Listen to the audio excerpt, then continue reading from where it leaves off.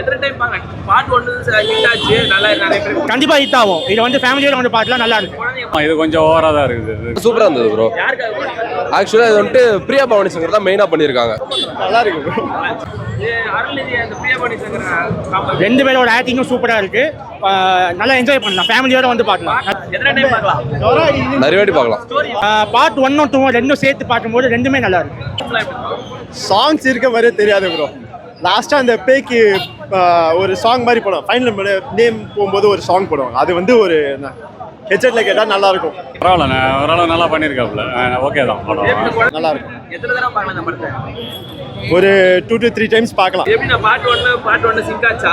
ஃபுல்லாவே சிங்க் ஆயிருக்கு. கதை கரெக்டா எடுத்துட்டு போயிருக்காங்க. எந்த ஒரு போர்டும் இல்லாம நல்லா போகுது. மூவில வந்துட்டு சாங்கு கதை அதெல்லாம் வந்துட்டு வேற மாதிரி இருக்கு.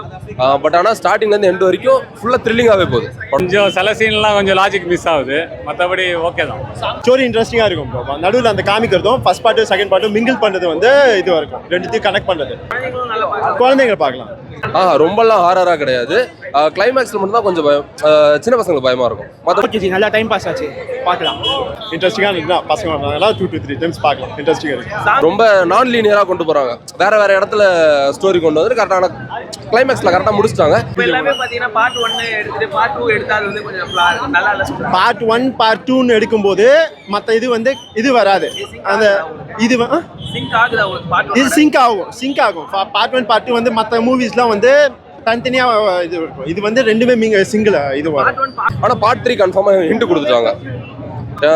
பார்ட் 1 விட பார்ட் 2 சூப்பரா இருந்தது. பார்ட் 3 நல்லா இருக்கும்.